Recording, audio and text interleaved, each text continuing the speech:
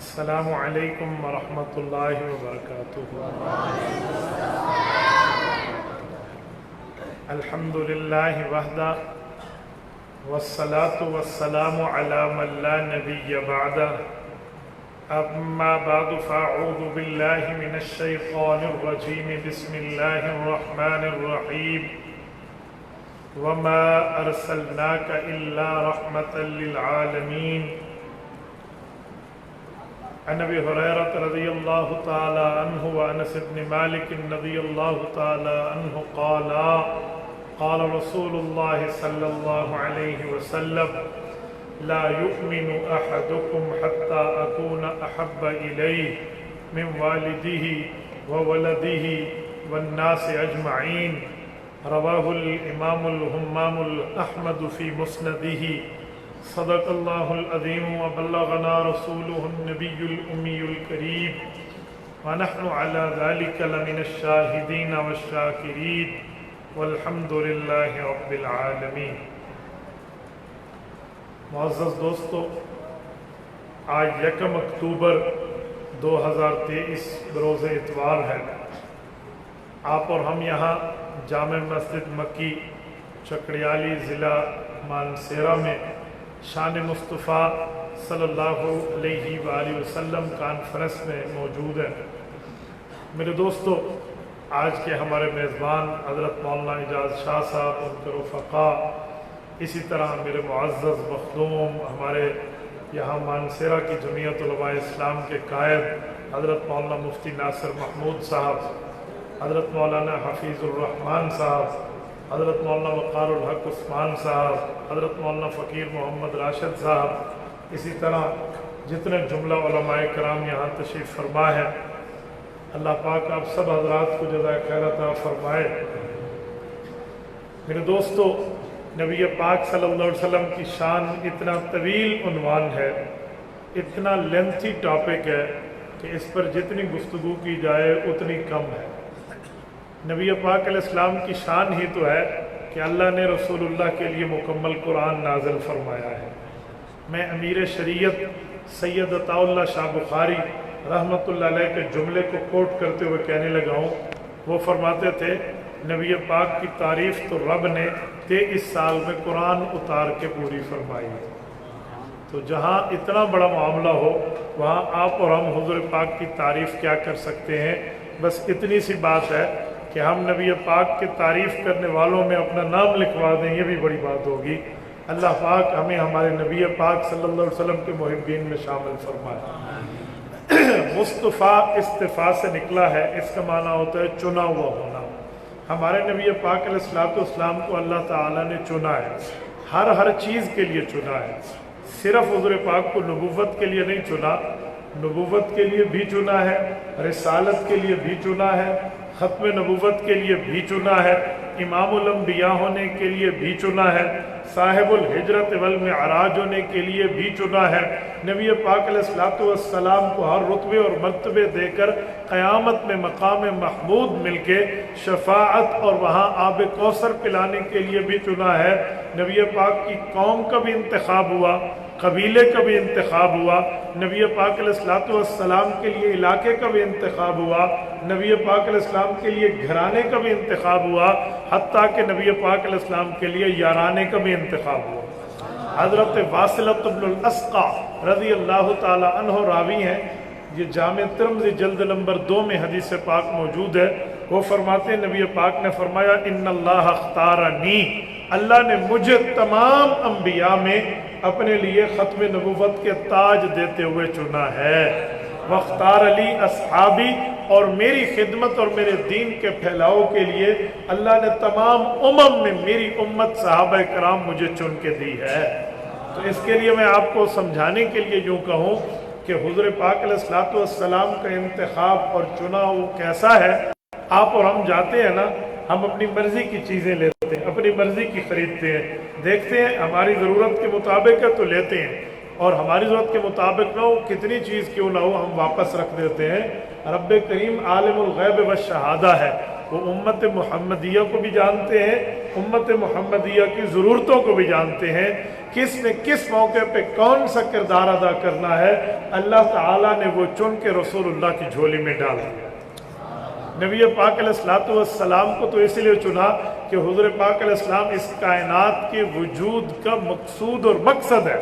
نبی پاک صلی اللہ علیہ وسلم کا معاملہ تو اس حد تک ہے کہ حضور اقدس صلی اللہ علیہ وسلم کی وجہ سے اللہ نے حضور پاک کے آباء و اجداد کو بھی عزتوں سے نوازا۔ ایسا ہو سکتا ہے کہ اولاد سے والدین کو عزتیں ملیں تو یہ نبی پاک علیہ السلام سے ہمیں ملتا ہے۔ میرے دوستو ایک بات یاد رکھنا، مستدرک حاکم میں حضرت معاویہ رضی اللہ تعالیٰ عنہ کی روایت امام حاکم رحمہ اللہ نے نقل فرمائی ہے۔ حضرت معاویہ نے ایک مرتبہ دربار خلافت عادلہ میں گفتگو کرتے ہوئے فرمایا نبینا ابن الذبیحین، کہ ہمارے جو نبی ہیں وہ 2 ذبیحوں کی اولاد ہیں۔ تو دربار میں بیٹھے ہوئے تابعین میں سے ایک تابعی نے پوچھا، نجیح نے، انہوں نے کہا امیر المؤمنین ابن الذبیحین کیا مطلب؟ آج تک ہم نے ابن الذبیح سنا تھا کہ حضور پاک علیہ السلام حضرت اسماعیل کی اولاد ہیں، تو وہ اللہ کے نام پہ ذبح ہونے کے لیے ذبیح قرار پائے تھے، لا الہ الا اللہ اسماعیل ذبیح اللہ، تو ابن الذبیح سنا ہے۔ ابن الذبیحین کا کیا مطلب ہے کہ 2 ذبیح ہیں؟ حضرت معاویہ فرمانے لگے جی ہاں، ایسے جیسے تمہیں حیرانگی ہوئی ہے ایسے ہمیں بھی حیرانگی ہوئی تھی۔ دربار رسالت سجا تھا، ایک دیہاتی آیا اور نبی پاک علیہ السلام کو کہنے لگا اقضی لنا حاجتی، یا رسول اللہ میری قوم میں میری ایک حاجت ہے، اس کو پورا کر دے۔ یا ابن الذبیحین، اے 2 ذبیحوں کے فرزند ارجمند۔ حضور پاک نے تبسم فرمایا، حضور نے مسکراہٹ فرمائی، ولم ينکر علیہ قط، پیغمبر علیہ السلام نے ان پر کوئی نکیر نہیں فرمائی، کوئی رد نہیں فرمایا، کوئی تردید نہیں کی۔ تو ہم نے پوچھا اس کے جانے کے بعد کہ یا رسول اللہ یہ ابن الذبیحین کا کیا مطلب ہے، دوسرے ذبیح کون ہیں؟ تو ہمارے نبی پاک نے فرمایا ایک نبی حضرت اسماعیل ہے اور دوسرے نبی میرے والد حضرت عبداللہ ہیں، یہ بھی ذبیح ہے۔ اچھا یہ کیسے ذبیح ہے؟ اس کے لیے بھی تفصیل موجود ہے۔ وہ کہتے ہیں یہ یوں ذبیح ہے کہ حضرت عبد المطلب نے جب چاہے زمزم کھودا اور اس کی منڈھیر کو صحیح کیا، اور زمزم کا کنواں جو پہلے جاری تھا لیکن بعد میں قبیلہ بنو جرہم کے آخری لوگوں نے بند کر دیا تھا، تو جب اس کو دوبارہ انہوں نے کھود کے اس کی منڈھیر بنائی تو کھودنے میں کئی دن لگے۔ تو جب تھک جاتے عبد المطلب، تو ان کا ایک ہی بیٹا تھا جس کا نام حارث تھا، وہ حارث ان کا تعاون کرتا، تو انہوں نے تھکاوٹ کے ایک دن اللہ سے دعا کرتے ہوئے عرض کی اللہ اگر تو مجھے 10 بیٹے دے دینا، تو ہمارے معاشرے میں یہ رواج ہے کہ بندے کی منت پوری ہو تو وہ ایک بیٹا اللہ کے راستے میں ذبح کرتا ہے، تو میں ایک بیٹا تیرے نام پہ ذبح کروں گا۔ کہتے ہیں ایک وقت آیا اللہ نے 10 بیٹوں سے نوازا، اور پھر خواب آیا ان کو، وہ جب بیٹے بڑے ہو گئے کہ اوفی بنظرک یا عبد المطلب، اپنی قسم تو پوری کر۔ خواب میں کوئی انہیں کہہ رہا ہے، یہ صبح اٹھے قسم کو یاد کیا تو یاد آ گیا، تو انہوں نے قرآن اندازی کی 10 بچوں میں بٹھا کر، 10 بیٹے ہیں باقی بیٹیاں ہیں، وہ بھی بیٹھی ہیں، دیکھ رہی ہیں بھائیوں میں کون ذبح ہونے کے لیے تیار ہے۔ تو حضور پاک علیہ السلام کی 3 پھوپھیاں ہیں، حضرت عروہ جو حضرت عثمان کی نانی ہے، ام حکیم بیضاء اور حضرت عاتقہ، یہ 3 ہیں۔ ان میں سے بعض کہتے ہیں 2 کا اسلام ثابت ہے، بعض کہتے ہیں 3 کا ہے۔ تو یہ 3 پھوپھیاں ہیں نبی علیہ السلام کی۔ اس وقت حضرت عبداللہ حضور کے والد چھوٹی عمر میں تھے، تو قرہ حضرت عبداللہ کے نام پہ نکلا، تو ان کی جو بہن ام حکیم بیضاء ہے وہ اٹھ گئی، انہوں نے بھائی کو سینے سے لگایا کہ ابا جان بہن اپنے بھائی کو ذبح نہیں ہونے دے گی، اور انہوں نے ایک بچوں کی ترتیب پہ لفظ کہا کہ جو میری ماں سے میرا بھائی پیدا ہوا ہے وہ ذبح ہوگا، میرے دوسری ماؤں سے پیدا ہونے والے بھائی ہیں ان کو لے جائیں۔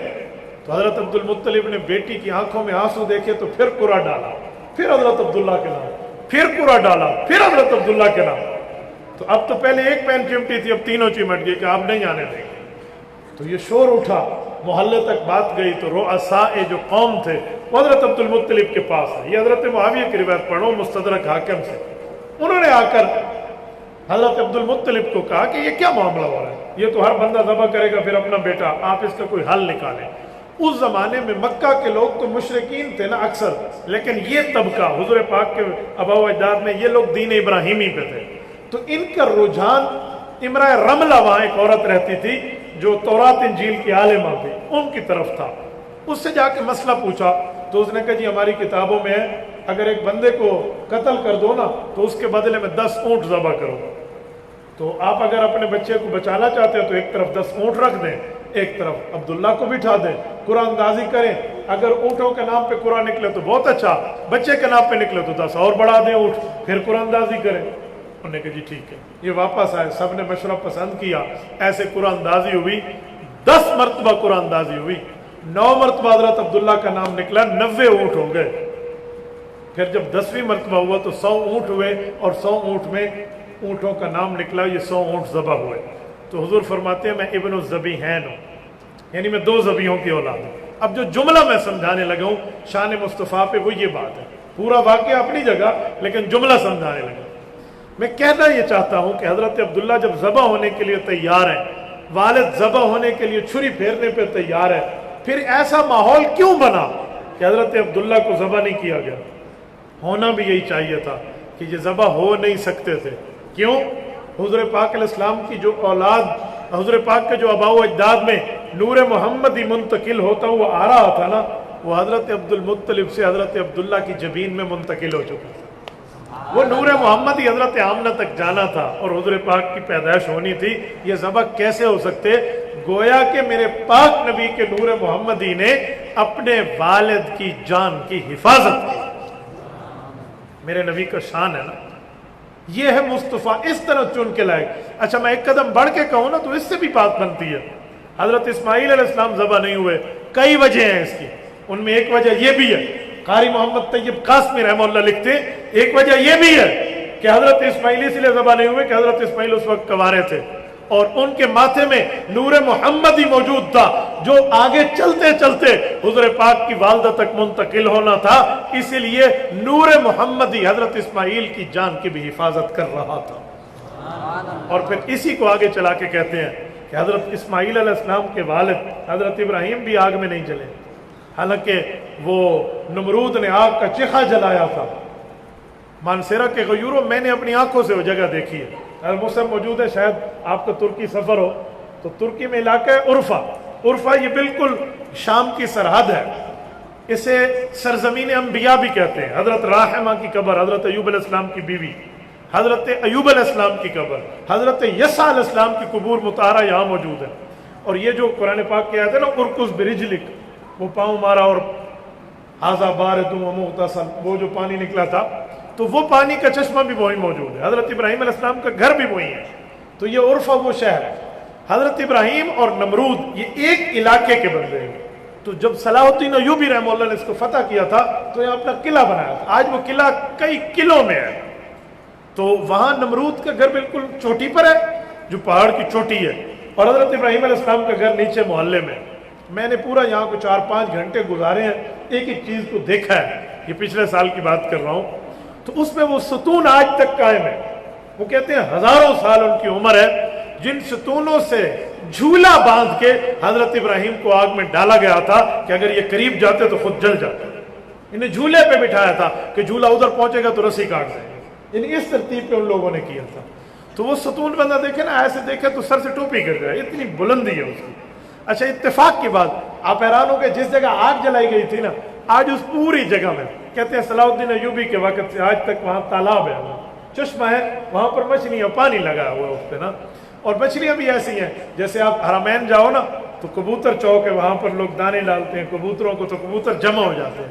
آپ اس تالاب پہ جا کے مچھلی کو دانا ڈالو نا تو ادھر ادھر اس کی مچھلی पता नहीं कौन सी आवाज़ें देती एक दूसरे को, ऐसे झुंड इकट्ठा हो जाते हैं मछलियों का कि वो सफ़ेद पानी काला होकर नजर हो जाता है। तो ये जगह है हज़रत इब्राहीम अलैहिस्सलाम के लिए ना। तो जब यहाँ डाला गया हज़रत इब्राहीम को, तो आग को रब्बे करीम ने हुक्म फरमाया, कुलना, अल्लाह फरमाते हमने हुक्म दिया, या नारो, ए आग, कूनी बरदा, ठंडी हो जाओ।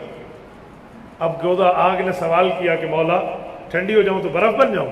फरमाया जी नहीं, वसलामन अला इब्राहीम, ऐसी ठंडी हो कि इब्राहीम उसमें सलामत रहे।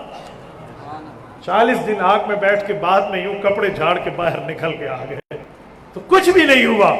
कई वजह हो सकती हैं, उनमें एक वजह रसूलुल्लाह का वो नूर मोहम्मदी हजरत इब्राहीम के माथे में मौजूद था, जिससे नबी पाक अलैहिस्सलाम ने दुनिया में आना था। तो हजरत इब्राहीम का ये नूर अपने आबा व अजदाद की हिफाजत, हजरत रसूलुल्लाह का ये नूर मोहम्मदी अपने आबा व अजदाद की हिफाजत कर रहा है। मैंने कहा शान मुस्तफ़ा में अगर हम देखें तो नबी पाक अलैहिस्सलाम को अल्लाह ने हर मकाम पे चुना है, हर मर्तबे में चुना है, हर मामले में चुना है। और मेरे पाक पैगम्बर सल्लल्लाहु अलैहि वसल्लम को रब्बे करीम ने उन मर्तबात और मकामात से नवाजा है। आप हैरान होंगे कि नबी पाक सल्लल्लाहु अलैहि वसल्लम को जो देखता ना, जो हुजूर पर ईमान लाता, वो अपनी जान देना तो बड़ा सस्ता सौदा समझता था। जान देना तो बड़ा सस्ता सौदा समझता था। नबी पाक अलैहिस्सलाम के कदमों में हजरत साद इब्न रबी का वाकया नहीं है कि जब जख्मी हो गए, शहादत के करीब थे, तो भतीजे ने कहा जी पानी दूं? का नहीं, कि मुझे घसीट के ले जाते हो तो सरकार के कदमों में ले जाते। और नबी पाक के कदमों में सर रख कर उस शख्स ने जान दी है कि या रसूलल्लाह हम मदीने के लोग हैं, हमने आपसे वादा किया था हम आपकी हिफाजत पे लड़ेंगे, बस कल क़यामत में जब ज़मीन गर्म हो तो मुझे आपकी सिफारिश चाहिए। तो नबी पाक अलैहिस्सलाम को देखने वाले यूं फिदा थे।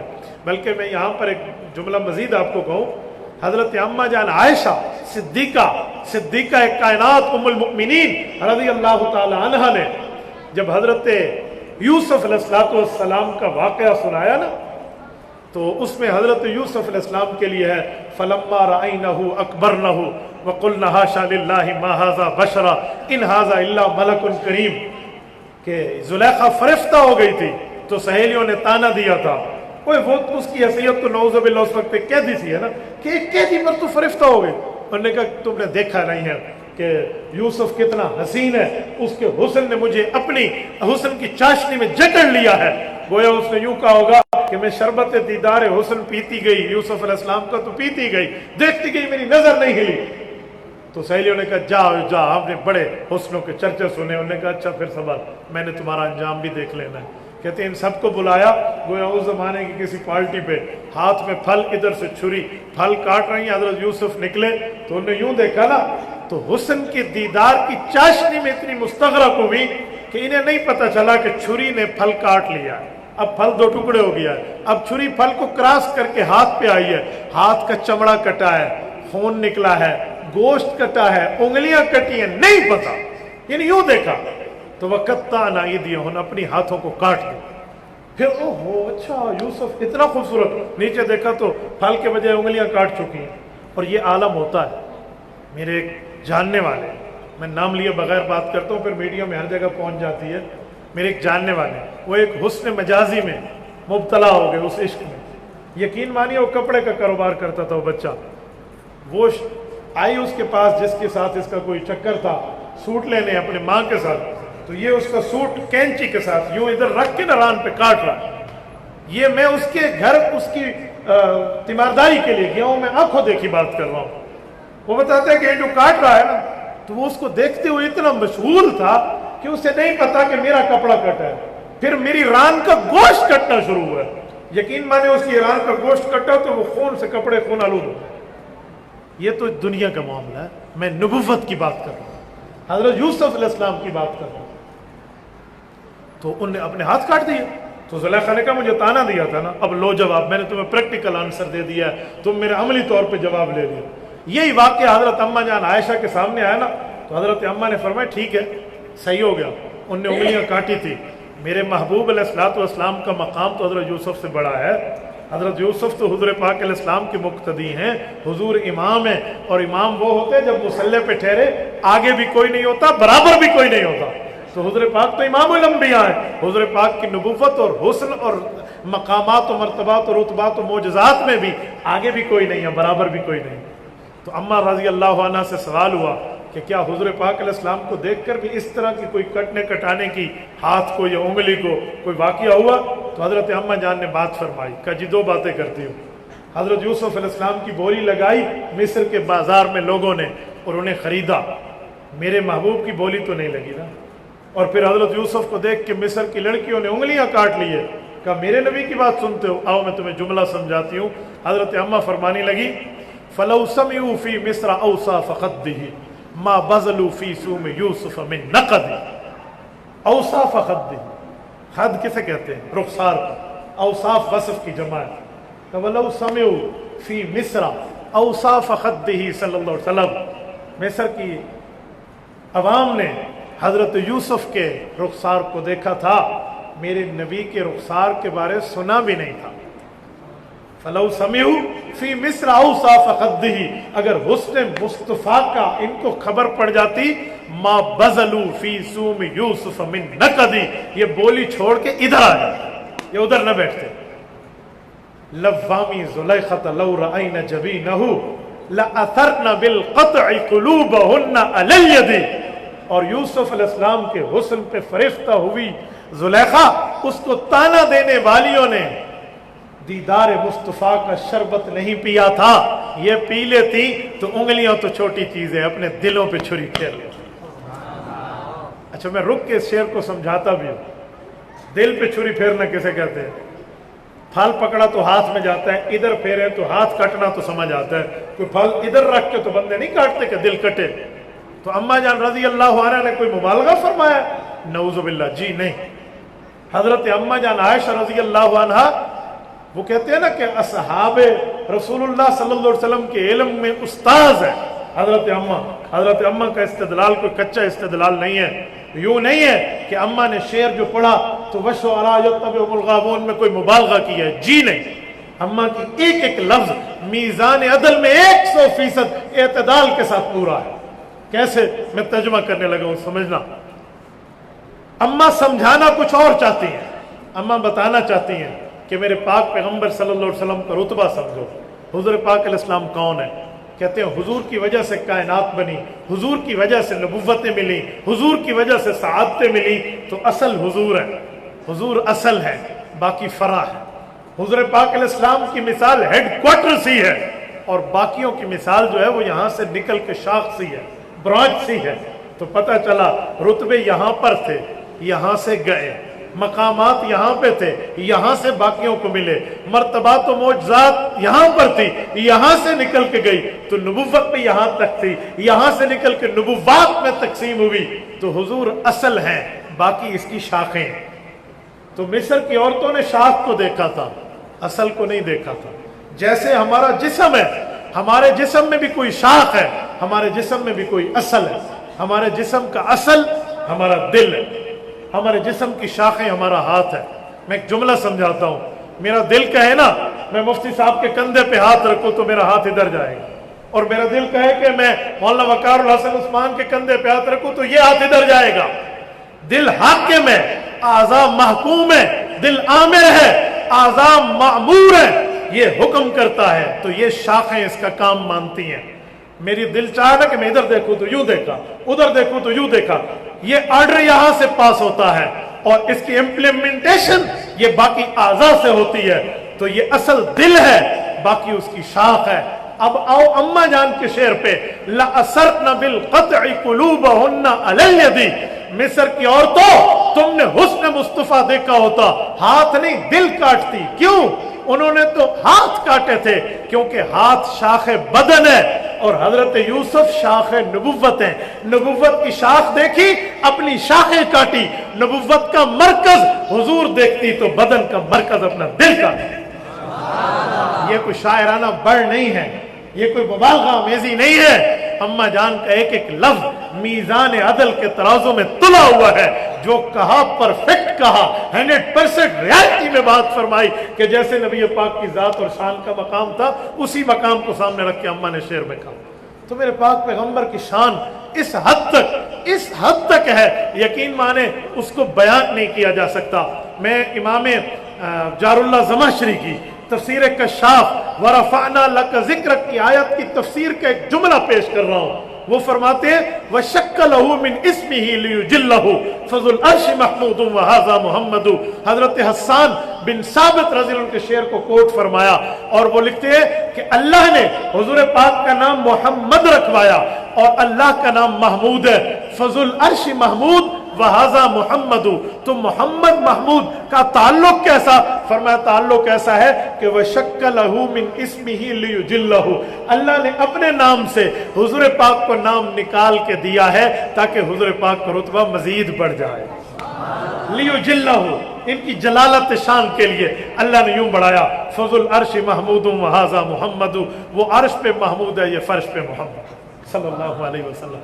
और मेरे साथियों हकीकतन ऐसा है, यकीन मानिए मेरे पाक नबी के मामलात में देखें ना, लफ्ज़ अल्लाह और लफ्ज़ मोहम्मद को देखें, ये जितने इसकी तकती कर लें, इनको अलग अलग लिख लें, इन लफ्ज़ों के फिर भी माना माफूम मानी बरकरार रखें। अल्लाह है ना, अल्लाहुल्लज़ी खलक़ सबअ समावात, अलिफ हटा दे तो लिल्लाह बनता है, तो लिल्लाहि मा फिस समावाति व मा फिल अर्ज़, ये लाम हटा दे तो लहू लहू मुल्कु समावाति वल अर्ज़, ये भी लाम हटा दे तो हुवल्लाहुल्लज़ी ला इलाहा इल्ला हु, हर लफ्ज़ दलालत कर। ऐसे हुज़ूर पाक अलैहिस्सलाम का नाम है कि लफ्ज़ मोहम्मद अल्लज़ी उज्तमिअत फीही सिफ़ातुल महमूदतु कुल्लुहा, जिसमें तमाम अच्छाइयाँ जमा हो, उसे मोहम्मद सल्लल्लाहु अलैहि वसल्लम कहते हैं। आप मीम हटा दे पीछे हमद बनता है, हमद भी तो तारीफ को कहते हैं ना। अब ये हा हटा दे पीछे मद बनता है, मद किसे कहते हैं? मद का माना होता है खींच के ले जाना। तो नबी पाक की हदीस नहीं है कि तुम सारे जहन्नम पर गिर रहे हो, मैं तुम्हारी कमरों से खींच के तुम्हें बुला रहा हूँ, मैं तुम्हें वहां से हटा रहा हूँ, मैं तुम्हें जहन्नम से निकाल के जन्नत ले जाने वाला बना रहा हूँ। और फिर आइए हटा देना ये हा भी, तो पीछे मीम भी, फिर दाल बचता है। तो दाल के लिए तो तिरमिज़ी शरीफ की हदीस है कि वद्दाल अलल खैरि कफ़ाइलिही, दाल के लिए तो लफ्ज है कि खैर पे दलालत करने वाला, खैर की रहनुमाई करने वाला, खैर की भलाई बताने वाला भी ऐसे है जैसे खुद खैर के काम पे अमल पैरा हो। तो नबी पाक का लफ्ज भी नहीं टूटता। यकीन मानिए जितने ला इलाहा इल्लल्लाह के लफ्ज है उतने मुहम्मदुर रसूलुल्लाह के लफ्ज है। 12 और 12 बराबर है। और ये 12-12 बन के कितने बनते हैं यार? हिसाब में जवाब बता दो, कितने बनते हैं? 24। अब मैं आपको अपने रेमंड की तरतीब पे जवाब देने लगा हूँ कि ये 24 लफ्ज हैं, 24 घंटे की जिंदगी इसके मुताबिक गुजार रहे, ठीक है? ये 24 हरूफ है, तो 24 हरूफ इसके मुताबिक गुजार लें। अल्लाह ताला आपको सलामत रखे। तो शान मुस्तफ़ा का एक मकाम और मर्तबा है। मेरे दोस्तों, शान मुस्तफ़ा के मर्तबे पे मैं एक जुमला कहूँ, यकीन मानिए जब रसूलुल्लाह की ज़ात पर बात आती है, रसूल अक़दस सल्लल्लाहु अलैहि वसल्लम की ज़ात पर बात आती है, तो मुसलमान अपने तमाम बातें भुलाकर हुजूर की ज़ात के लिए एक हो जाता है। ये अक्टूबर है ना, अभी सितंबर गुजरा है, 7 सितंबर 2023 को हमने 49 सालवीं सालगिरह मनाई है, 7 सितंबर 1974 की। अगला साल हमारा गोल्डन जुबली का है, 50 साल खत्म नबुव्वत की तहरीक को पूरे होंगे। वो जो कानून बनवाया था, इस कानून पे भी उस वक्त देखे ना, जितने मज़ाहिब, जितने मसालिक, जितनी जमातें, वो सियासी हूं या मजहबी हूं, हुजूर की ज़ात पर सब एक हो गई थी। वो है ना कि हज़रत मुफ्ती महमूद रहमतुल्लाह ताला अलैह का किरदार असम्बली में और मुहद्दिस यूसुफ बिन नूरी रहमतुल्लाह का किरदार पाकिस्तान के चौक और चौराहों पे, ये मिल के वहाँ काम हुआ ना, तो वहाँ पे आप हैरान हो। कहते हैं जब जनाब जुल्फ़िकार अली भुट्टो साहब जो उस वक्त प्राइम मिनिस्टर थे ना, उनके पास जब हज़रत मुफ्ती साहब, मौलाना शाह अहमद नूरानी साहब, प्रोफेसर गफूर अहमद साहब, ये सारे गए ना, तो ये चाहते थे कि हम दिल में प्राइम मिनिस्टर से ये दरख्वास्त करें कि कादियानियों को भी यहाँ बुला ले। तो अल्लाह जल्ला शाह ने काम पहले फरमाया हुआ था ना, तो इन्होंने भुट्टो साहब को पहले एप्लीकेशन दी थी कि हमें बुलाओ, हम मौलवियों के साथ बात करते हैं। तो मुफ्ती साहब फरमाते हैं कि भुट्टो साहब ने अपनी दराज खोली और वहाँ से एप्लीकेशन निकाल के कादियानियों वाली हमारे सामने रख दी। मुफ्ती साहब ने पढ़ी, इधर नूरानी मियाँ साहब को दिखाई और उधर प्रोफेसर गफूर अहमद साहब को। जब दोनों ने देखा ना, तो मुफ्ती साहब कहने लगे, भुट्टो साहब हम इन कादियानियों को तो पाकिस्तान की चौक और चौराहे पे ढूंढ रहे थे, ये तो आपकी दराज से हमने गिरफ्तार कर दी, अब तो बुलाओ इनको। अब तो कह चुके थे, तो उन्होंने बुलाया और वो जो वहाँ काम हुआ है, यकीन माने ये भी 1400 साल के बाद रसूलुल्लाह की मुस्तफ़ाई वाली शान का एक इजहार हुआ। मैं इस वक्त इस पर कोई सियासी पॉइंट स्कोरिंग नहीं कर रहा। इस मौके पर मैं जनाब जुल्फ़िकार अली भुट्टो को हर जगह खिराज तहसीन पेश करता हूँ। जिस जगह भी जाओ कि यार इस मौके पे उस शख्स ने रसूलुल्लाह के उम्मती होने का किरदार अदा किया। और हमारे उलमा की मेहनतें तो हैं ही ना, बुनियाद भी वही बने हैं। मुफ्ती साहब के बारे में मेरी खुशकिस्मती कि हम एक इलाके से हैं, तो हज़रत मुफ्ती साहब के लिए हम अपने वाले साहब से, बाकी बुज़ुर्गों से रहमहुमुल्लाह सुनते थे कि हज़रत मुफ्ती साहब रहमतुल्लाह अलैह इधर आते ना तो फरमाते थे कि यार मैं 2-3 बातों से परेशान हूँ। एक तो ये हो कि हम चलो दाढ़ी टोपी पगड़ी वाले मौलवी हैं, वहाँ पे अक्सरियत वो लोग हैं जो दीन से नावाकिफ हैं, उनके दिल में दीन का दर्द है लेकिन दीन का इल्म नहीं है। कादियानी आते हैं माथे के ऊपर कलमे की पट्टी बांध कर, हमारी शरीफ लटका कर, अल्लाह के नाम पे जल्ला जलालहू कहें, हुजूर के नाम पे दुरूद पाक पढ़ें, तो असम्बली के लोग कहीं इस तरह मुतवज्जे न हो जाए कि असली मुसलमान तो यही है। तो इसके लिए रोज़ाना वो नफल पढ़ते हैं ना। एक तो ये का, दूसरा मैं ये देखता हूँ कि इस वक्त हमारे प्राइम मिनिस्टर और हुकूमती जमात के ऊपर अमेरिका से लेकर बरतानिया तक एक एक मुल्क का दबाव है, और उस वक्त की हमारी इस्टेब्लिशमेंट में बैठे हुए बड़े बड़े ओहदों पे कादियानी फायज थे, इन सब का दबाव था। तो वही हुआ ना, जब आखिरी रात इन 6 बंदों ने बैठ के फैसला किया, तो कहते हैं उस वक्त जनाब जुल्फ़कार अली भुट्टो ने मुफ्ती साहब को ही बात की थी कि मुझे एक ही बात में हाँ या ना में जवाब दे दें। मैं इस वक्त पीपल पार्टी का कारकुन होकर आपसे नहीं पूछ रहा, या आप मुझे जमीयत उलमा इस्लाम की हैसियत से बात न करें, मैं एक उम्मती हुजूर पाक के वारिस के पास आया, आलिम के पास आया हूँ, मुझे बताएं मैंने सब कुछ समझ लिया है कि ये कितने बेईमान हुजूर के दुश्मन हैं। अगर मैं इस बिल पे दस्तखत कर लूँ, हो सकता है मैं अपनी मौत के परवाने पे दस्तखत करूँ। मैं अपनी ज़ाती ज़िंदगी में गुनाहगार ज़रूर हूँ पर हुजूर का गद्दार नहीं हूँ, मैं वफादार बनना चाहता हूँ। क्या आका नामदार की क़यामत में मुझे सिफारिश मिलेगी? मौसा फरमाते हैं कि हम सब की आंखों में आंसू थे। तो उन्होंने फरमाया इस पर तो कोई दूसरी बात ही नहीं है, खत्म नबूवत का काम तो ऐसा है, हुजूर पाक का पर्सनली सिक्योरिटी गार्ड बनना है, ये तो हुजूर की ज़ात का तहफ़्फ़ुज़ है। तो यकीन माने जब वोटिंग हुई ना, हमारे फारूक अली खान साहब उस वक्त वो थे स्पीकर थे, तो उनकी अपनी कमिटमेंट ये थी कि 2 वोटिंगें कराएंगे, एक दफ़ा बिल के हक वाले हाथ उठाएंगे और एक दफ़ा बिल की मुखालफत वाले हाथ उठाएंगे, फिर काउंटिंग कर लेंगे कि किधर वोट कितने और किधर कितने। हुजूर अलैहिस्सलाम की शान का इजहार देखें, कहते हैं जब नबी पाक अलैहिस्सलाम की खत्म नबूवत की उनने पूरी इबारत का पैराग्राफ पढ़ा और कादियानियत के खिलाफ और खत्म नबूवत के हक में, और फरमाया कौन कौन बंदा इसकी गवाही के लिए हाथ खड़ा करते। उस वक्त कौमी असम्बली में सारे हाजिर थे। क्यों? हर जिले के डीसी को पाबंद किया गया था कि जो हमारा मुंतखब नुमाइंदे वो यहाँ इन दिन उसकी प्रेजेंटेशन होनी चाहिए, गैर हाजिरी ना हो। तो कहते हैं उस वक्त मुसलमान तो मुसलमान, अकलियती बिरादरी ने भी हुजूर के हक में हाथ खड़े कर दिए, अकलियतों ने भी। तो यहाँ पर जुमला कहा जाता है ना कि बड़े बेआबरू होकर तेरे कूचे से हम निकले, तो ज़लील होकर ये लोग वहां से निकले। और मेरे दोस्तों ये भी नबूवत की एक शान है। मैं रात हज़रत कायद मिल्लत इस्लामिया दामत बरकातुहू हज़रत मौलाना फजल रहमान हाफिज़ और रहमान की खिदमत में था फैसलाबाद में। हमने तकरीबन वहाँ कोई मगरिब के वक़्त से लेकर ना रात कोई 12 साढ़े 12 तक इकट्ठा वक़्त गुजारा है, कुछ 6 घंटे का। हज़रत की माहियत में बहुत सी बातें सुनने को मिली, तो उनमें एक बात जो मैं आपकी खिदमत में कहने लगा हूँ वो इसी हवाले से। हज़रत मुझे एक जुमला फरमाने लगे कि यार देखो ना एक बात, कि तहरीक चली थी 1953 की, अमीर शरीयत सैयद ज़ादा हसनी हुसैनी सैयद हज़रत ताउल्लाह शाह बुखारी रहमतुल्लाह की क़यादत में, और एक तहरीक चली है कहते हैं 1974 हज़रत मुफ्ती साहब के दौर में। उस वक़्त 10 लाख आदमी घर से बेघर हुआ था गिरफ्तारियों की वजह से, और 1 लाख बंदा ख्वाजा नाज़िमुद्दीन की पुलिस की फायरिंग से जख्मी हुआ था, और 10,000 आदमी शहीद हुआ था। 10,000 बंदा बहुत बड़ा फिगर है, कोई छोटा मोटा लफ्ज नहीं है। कहते हैं इस कुर्बानी देने के बाद भी 53 में कानून नहीं बना, हालांकि मुल्क तो बन चुका था, 53 में कानून नहीं बना, लेकिन जब 74 आया तो कानून बन गया। क्यों? वो कहते हैं इसीलिए कि इस वक्त उलमाए कराम असम्बली में थे जिन्होंने हुजूर के नाम पर सबको इकट्ठा कर दिया। तो इससे अंदाजा लगाएं कि उलमाए कराम की जो मेहनत है सियासी तौर पे असम्बली की, वो भी ऐसे ही जरूरी है जैसे हम मुसल्ला और मिंबर को पैगंबर की विरासत समझ के जरूरी समझते। तो मेरे दोस्तों एक बंदा उस वक्त कत्ल नहीं हुआ, कत्ल होना तो छोड़ो, किसी एक को एक खराश भी नहीं आया और कानून बन गया। तो इससे पता चलता है कि सियासी जिद्दोजहद में उलमा का बड़ा किरदार है। تو میرے دوستو یہ نبی پاک صلی اللہ علیہ وسلم کی ایک شان کا اظہار تھا جو وہاں پر اظہار ہوا، اور اس وقت اقلیتی ممبر بھی حضور کے حق میں ہاتھ کھڑا کر لیا۔ فاروق علی خان نے اپنے وہ سارے سارجنٹ جو ٹھہرے ہوتے ہیں نا ان کو دوڑایا، جاؤ دیکھو اسمبلیوں کی بالکونی میں جا کے دیکھو کہ کہیں کسی کا ہاتھ نیچے تو نہیں ہے، کہا جی نہیں ہے، سب کا اتفاقی قانون ہے۔ تو اس کے بعد تو دوسرا پوائنٹ تو رہا بھی نہیں نا کہ کون اس کی مخالفت میں ووٹ دے گا۔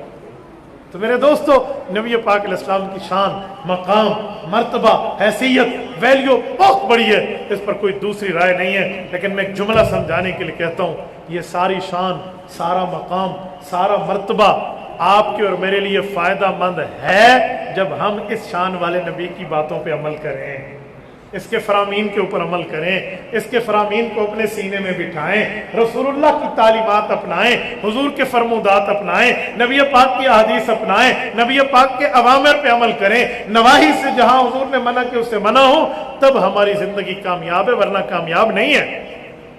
میں سمجھانے کے لیے کہتا ہوں، نبی نے ایمان کی بات کی ہے، نبی نے توحید دی ہے، نبی نے رسالت کا عقیدہ دیا ہے، نبی نے صحابہ اہل بیت کی عظمت کا عقیدہ دیا ہے، نبی پاک نے فرشتوں پر، نبی پاک نے انبیاء پر، نبی پاک نے سابقہ کتب پر، نبی پاک نے تقدیر پر، نبی پاک نے یوم القیامہ پر، نبی پاک علیہ الصلوۃ والسلام نے ملائک پر، یہ سب ایمان کی بات کی ہے، ہمیں یہ ایمان رکھنا ہوگا۔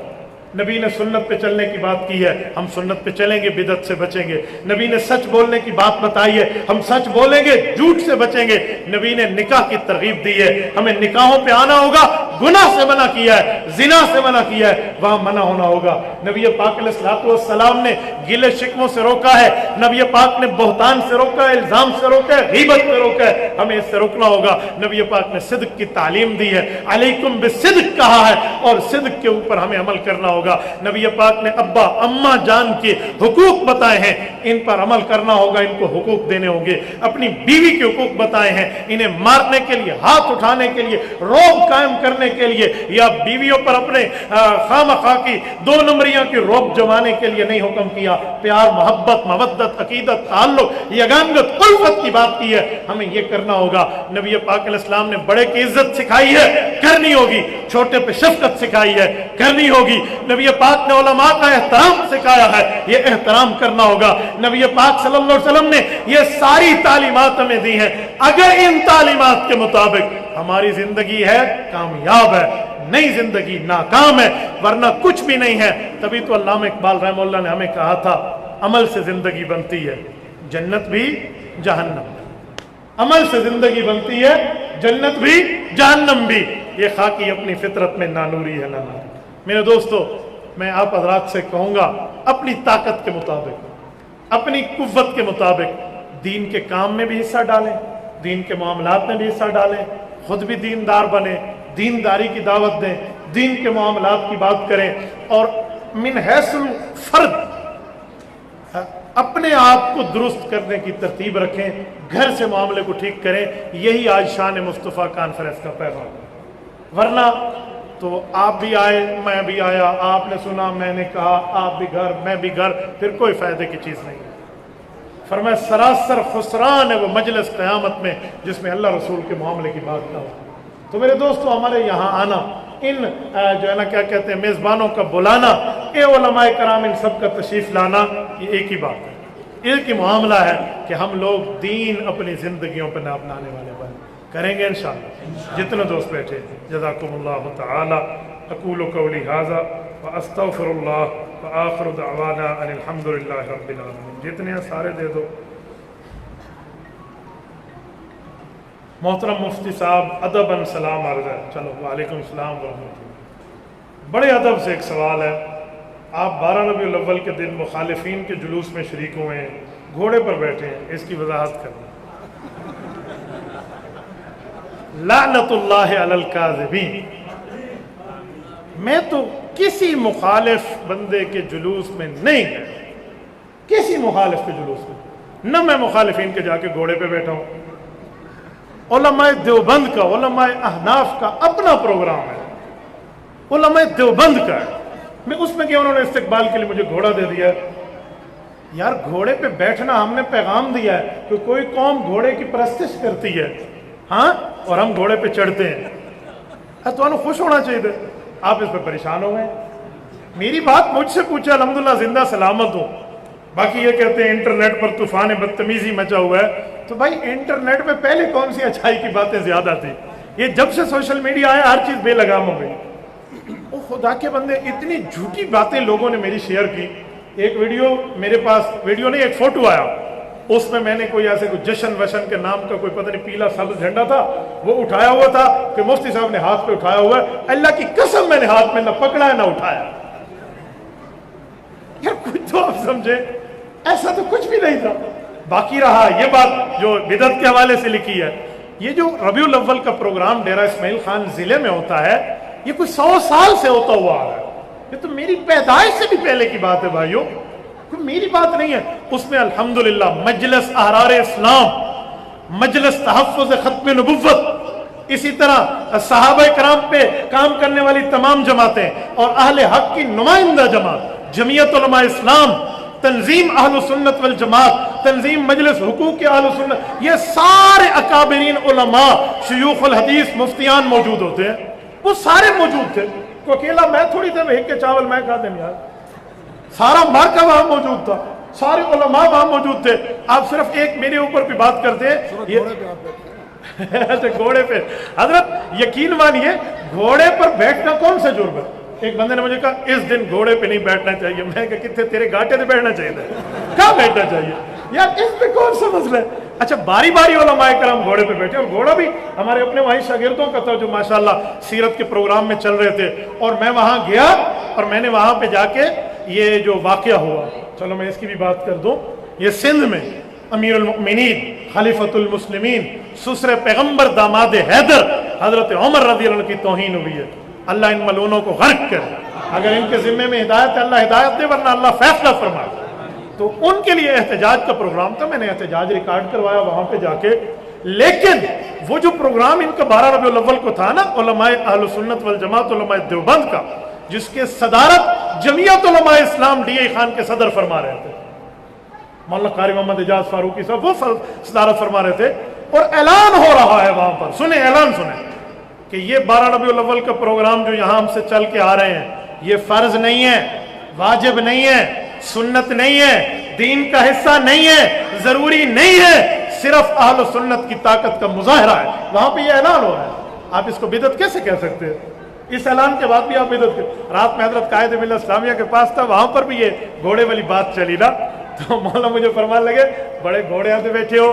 میں نے کہا حضرت یہ تو اکابرین کی ترتیب سے حضرت عطا اللہ شاہ بخاری رحمہ اللہ نے شروع کرایا، پھر حضرت مفتی محمود رحمۃ اللہ کی تائید حاصل تھی. آپ کے حضرت مولانا غلام غوث ہزاروی رحمہ اللہ ہمارے یہاں اس پر تائیدی پروگرام میں کئی مرتبہ تشریف لائے ہیں. یا اسی طرح حضرت مولانا امام اہل سنت والجماعت مولانا عبدالشکور لکھنوی رحمہ اللہ اسی پروگرام میں ان کی تائید سے شروع ہوا. اور پھر شیخ العرب والعجم حضرت مولانا عبدالستار توسوی نفر اللہ مرکزہ. اور جس وقت حضرت بخاری عطا اللہ شاہ بخاری رحمہ اللہ نے وہ 53 بندوں کی کمیٹی بنائی تھی نا ختم نبوت کے لیے 1953 میں، تو ان میں جن 2 بندوں کا بلکہ 3 بندوں کا انتخاب کیا تھا وہ میرے ضلع سے تھا. شیخ الحدیث حضرت مولانا علاء الدین نور اللہ مرکزہ، شیخ الحدیث مولانا سراج الدین نور اللہ مرکزہ، یہ حضرت انور شاہ کشمیری اور حضرت مدنی رحمہ اللہ کے شاگرد ہیں. یہ دونوں فضلاء دیوبند. اور تیسرے ان کے ساتھ ایک بزرگ حضرت صوفی ریاض الحسن گنگوہی رحمہ اللہ. یہ تینوں ہمارے اسی پروگرام کے معاملات کے اس طرح معید تھے کہ اس کو فرض نہ سمجھو، واجب نہ سمجھو، کار ثواب نہ سمجھو، دین کا ایسا نہ سمجھو. آپ پھر بھی بدعت کا فتویٰ لگاتے ہیں. تھوڑی مشین اپنی ہولے رکھو. اور یہاں میں ایک درد دل کی بات بھی کروں، کسی کو اچھی لگے یا بری لگے، یہ وقت ہے اس طرح کی فضول باتیں کرنے کا کہ گھوڑے اور فلاں فلاں. آپ کو نہیں پتا 12 ربیع الاول کو مستونگ میں کیا ہوا ہے؟ آپ کو نہیں پتا؟ ہماری 52 خون کی جانیں وہاں پہ گئی. کیا وہ ہمارے مسلمان بھائی نہیں ہے؟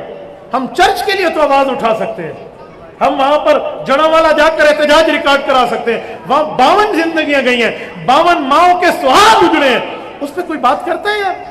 یہ دوابہ میں اپنا کیا نام ہے وہاں پر ہنگو کی تحصیل ہنگو میں، وہاں جمعہ نماز میں کیا سے کیا معاملات، نہتے نمازیوں پر وہاں شہادتیں ہوئی ہیں. اس کی بات کرو یار، قوم کو ایک کرنے کی بات کرو. کفر آج ہمارا ہاتھ کاٹ رہا ہے اور آپ اور ہم لڑ رہے ہیں کہ ہاتھ ہم نے رکھنا کیسے اور ہاتھ ہم نے ملانا کیسے. دلائل اپنی جگہ، لیکن خدا کے لیے کفر کے خلاف اب کیا کرو گے؟ میں تبھی تو کہتا ہوں کہ جمعیت علماء اسلام کا پرچم اٹھاؤ، جمعیت علماء کے دست و بازو بنو، یہ گلی محلوں کی جماعتوں سے نکلو، عالمی جماعت بن کے آؤ۔ اس وقت الحمدللہ ہماری جماعت اس پوزیشن پر ہے کہ ہمارے بغیر حکومت بن سکتی ہے، چل نہیں سکتی، ہم اس پوزیشن پر ہیں۔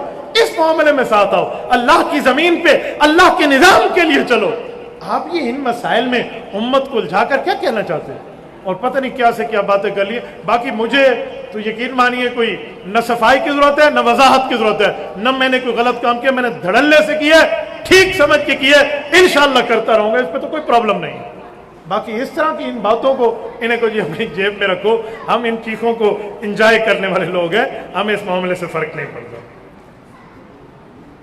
اللہ فرمائیے رسول اللہ صلی اللہ علیہ وسلم کے میلاد کے متعلق، نبی پاک علیہ السلام کی پیدائش ہوئی ہے، اس پیدائش پر جو خوش نہیں ہے نا وہ شیطان اور بے ایمان ہے۔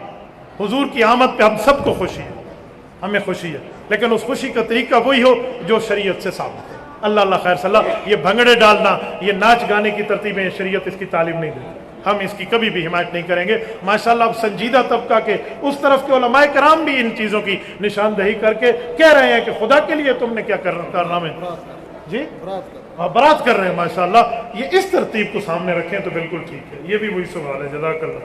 14 اکتوبر کو مفتی محمود کانفرنس ہو رہی ہے، جی ہاں پشاور میں 14 اکتوبر 1980 کو حضرت مفتی محمود رحمۃ اللہ علیہ کا انتقال ہے، تو پشاور میں ان کی جو ہے نا کیا کہتے ہیں یادگار، ان کی یاد پر ایک پروگرام ہے پورے صوبہ بھر کے۔ میں آج میڈیا کے ذریعے بھی اپنے تمام ویورز کو اور آپ کے ذریعے بھی سب بندوں کو کہتا ہوں کہ آج کے بعد یہ اعلان سننے کے بعد ہر بندہ خود اس کانفرنس کا داعی بن جائے کہ ہم اس کانفرنس کو کامیاب کریں گے، اور انشاءاللہ تعالی آئین دشمن، قانون دشمن، امن دشمن، اسلام دشمن، پاکستان دشمن کو یہ پیغام دیں گے کہ انشاءاللہ تعالی جمعیت علماء اسلام قوت بن کے ابھری تھی، ابھر رہی ہے اور ابھرتی رہے گی انشاءاللہ۔ ان کے مخالفین غروب ہوئے تھے، اسلامی لحاظ سے کون ہمارے مقابلے میں آئے گا، ایسا معاملہ نہیں ہے، اس لیے اس کو مضبوط بھی کریں، اس کی دعوت بھی آگے چلائیں۔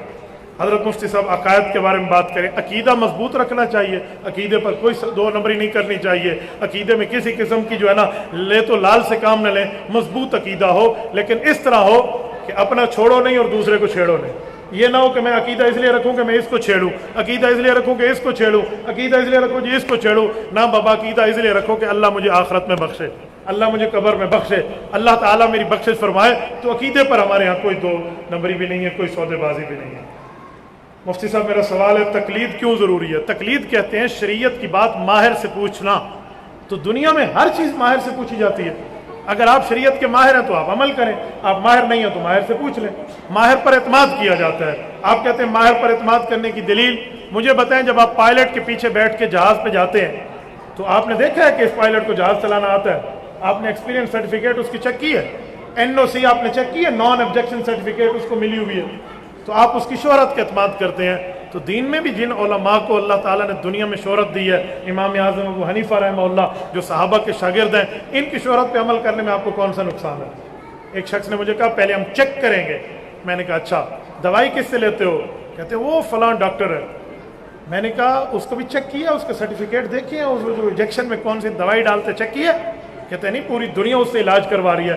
میں نے کہا اس دنیا میں اس وقت 1994 کی بات کر رہا ہوں، 1 ارب 20 کروڑ مسلمان تھے، تو اس میں باراک محمد بارک کی کتاب اٹھا اسلامی دنیا فقہی مذاہب کا فروغ، وہ لکھتے ہیں 1994 میں 1 ارب 20 کروڑ دنیا کے انسانوں میں 1 ارب 20 کروڑ مسلمانوں میں 86.5 کروڑ امام ابو حنیفہ کے مقلدین ہیں، تو دنیا کا 70% ابو حنیفہ کو مانتا ہے۔ اس کی شہرت کے اوپر آپ کو کیا سوال اٹھتا ہے؟ تو ایسی باتیں نہیں کریں تو بہتر ہے۔ نبی پاک صلی اللہ علیہ وسلم کی قبر مبارک کی مٹی کو عرش سے افضل سمجھنا، اس بارے میں کیا نظریہ ہے؟ حدیث پاک ہے مسند الفردوس دہلوی میں، حضرت ابو بکر رضی اللہ عنہ کی روایت ہے، حضرت ابو بکر فرماتے ہیں ہم نے نبی پاک علیہ السلام سے بات سنی اور سمجھی ہے، ما اکرم علی اللہ ببقعۃ الا قبض فیہ نبی، جو جگہ زمین کی سب سے مبارک ہوتی ہے اللہ اس جگہ اس امت کے نبی کی روح قبض فرماتے ہیں۔ تو نبی پاک صلی اللہ علیہ وسلم کی قبر مبارک کو ہم اس وجہ سے اعلیٰ عرفہ اولا مانتے ہیں۔ اس پر ہمارے اوپر لوگ سوال کرتے ہیں کہ کعبہ شریف سے بھی تم افضل کی بات کرتے ہو، تو اس کی 2 وجہ ہیں بھائیو۔ کعبہ شریف سے اللہ نعوذ باللہ چمٹا ہوا نہیں ہے، اس کو اللہ کے گھر سے ایک نسبت ہے، لیکن یہ جگہ رسول اللہ کی جان مبارک سے چمٹی ہوئی ہے، ٹھیک ہے، ادھر صرف کعبۃ اللہ ہے، ادھر مٹی بھی ہے، رسول اللہ بھی ہے. یار ادھر تو پلس ہے، کچھ تو دیکھیں. میں نے ایک جگہ کہا کہ جگہ اس سے افضل ہے کعبۃ اللہ سے، عقیدہ بتایا المحند الفن سے، تو مجھے ایک شخص نے کہا مولوی صاحب پھنس گئے. میں نے کہا جی پھنسا لو. کہتے ہیں اللہ اکبر کر اور روزے کی طرف منہ کر کے نماز پڑھ، ٹھیک ہے، کعبے کی طرف منہ نہ کر. میں نے کہا اچھا ایک منٹ مجھے جواب دو گے؟ کہتے ہیں ہاں. میں نے کہا کعبہ افضل ہے یا عرش افضل ہے؟ مولانا نے پکڑے، جزاک اللہ، ہو گیا. کہتے ہیں عرش افضل ہے، کعبہ نہیں ہے. میں نے کہا تو بھی اللہ اکبر کر کے اوپر دیکھا کر. کہتے ہیں منہ کرنا افضلیت پہ نہیں ہے، حکم پہ ہے. تو میں نے کہا یہ بھی آپ نے جواب دے دیا ہے. تو اس طرح کے سوالات نہ لائیں. نبوت کی ذات مخلوقات میں سب سے اعلیٰ ہے یا نہیں ہے؟ بولیے. کعبہ مخلوق ہے یا خالق ہے؟ مخلوق ہے، تو وہ اعلیٰ ہے حضور سے. مخلوق میں تو حضور اعلیٰ ہے، تو نبی پاک علیہ الصلوۃ والسلام کی سب کچھ اعلیٰ ہے. یہ کیسے ہو سکتا ہے بھائیو؟ ہم نے اچھا میں ایک جملہ کہوں. حضرت عثمان جب احرام باندھ کے گئے تھے، کعبۃ اللہ میں گئے تھے نا، ایلچی بن کے حضور کے، طواف کیا تھا. کیوں؟ حضور وہاں رکے ہوئے تھے. انہوں نے آفر بھی کی کہ آپ طواف کریں. حضرت عثمان کا جواب سنیں، یہ خلیفہ راشد کا فیصلہ ہے. فرمایا مجھے کعبۃ اللہ کا راستہ محمد الرسول اللہ نے دکھایا ہے، اس کے بغیر نہیں جا سکتا. اندازہ لگو. حالانکہ صحابہ یہاں پر بات فرما رہے تھے کہ عثمان پہنچ گئے، وہ احرام اتار کے حلال ہو کر واپس تشریف لائیں گے، عمرے کا سارا جو پروسیس ہے وہ کمپلیٹ فرما لیں گے. ایسا نہیں ہوگا. حضور نے فرمایا مجھے نہیں لگتا عثمان رسول اللہ کو چھوڑ کے کعبۃ اللہ پہنچ جائے. تو حضرت عثمان کا عمل بھی تو یہی ہے نا کہ سب سے چیز جو بہتر ہے وہ رسول اللہ ہے. تو جو حضور کا معاملہ ہے اس کو دیکھا کریں. کعبۃ اللہ کا مقام مرتبہ اپنی جگہ، لیکن حدیث پاک ہے مسند احمد میں، حضور نے فرمایا اے کعبہ تیری وہ عظمت نہیں ہے جو ایک مومن کی خون کی عظمت ہے. یہ بھی تو حدیث ہے کہ ایک مومن کو ناجائز قتل بھی نہیں کرنا چاہیے. جب ایک مومن سے بڑھ کے عظمت بتا دی مومن کی کعبہ سے، تو حضور پاک تو نبی المؤمنین ہے، نبی الامیین ہے، اور نبی الانبیاء ہے، امام الانبیاء ہے. ان کا رتبہ ان سے اعلیٰ ہے، اولیٰ ہے، افضل ہے، اشرف ہے، اکرم ہے، بلند و بالا ہے. ان کا مقابلہ دنیا میں نہیں ہے. قدم قدم پہ رحمتیں، نفس نفس پہ برکتیں، جہاں جہاں سے وہ شفیع آسیاں گزر گیا، جہاں نظر نہیں پڑی وہیں ہے رات آج تک، وہیں سحر ہوئی جہاں جہاں گزر گیا. اقول قولی ھذا واستغفر اللہ وآخر دعوانا الحمد للہ رب العالمین. میں آخر شکریہ کا مستحق سمجھتا ہوں آپ سب کو.